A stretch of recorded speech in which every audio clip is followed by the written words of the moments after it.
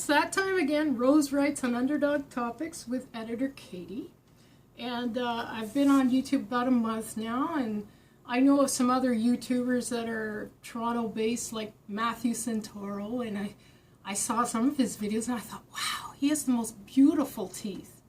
Like, they're so clean you could eat off them. So I thought, I'll take better care. I'll try to get the pearly whites going. So I'm brushing my teeth, and I've had this problem for like 40 years. The goo goes from the toothbrush right on down my arm here, okay? And I don't know how to solve this issue. I tried putting my arm up and everything, and I talked to my manservant last night, and I drew a little diagram of him. Now, he said he doesn't have this problem. So I kind of did a profile of him, and he has a crossbite. He doesn't have the weak chin like me. He has a crossbite, so the goo doesn't even get a chance to roll down because it catches. You know, can you imagine Mick Jagger? I bet you he doesn't have a problem with the tooth, because of lips. So, and I tried to fix his head.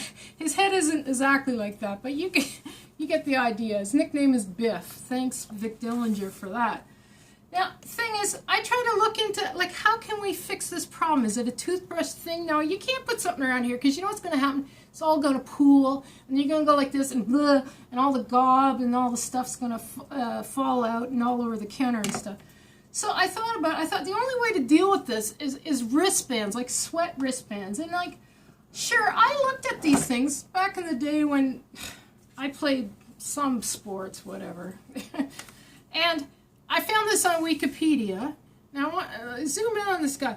Even if you're hitting a low ball, the sweat does not get to your wrist, okay?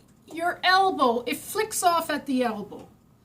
It really does. I've tried this a number of ways, how the sweat flicks off at your elbow. They got the idea, right? I added the blue dotted line.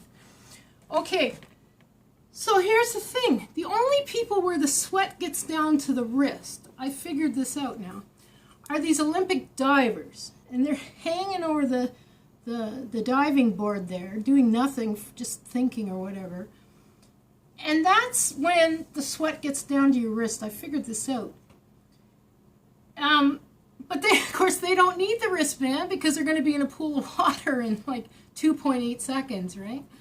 So here's the thing. I think we should remarket these wristbands. I'm not talking about the braces if you have like carpal tunnel syndrome or something. But this should be for people that have a problem like me, brushing their teeth without that going down the forearm. And by the way, I've seen people with these little eczema, like rashes, and I think, you know what I think? I think it's because the toothpaste stuff gets down here and they maybe don't notice it or something. So there's a health tip for you. So buy these sweatbands.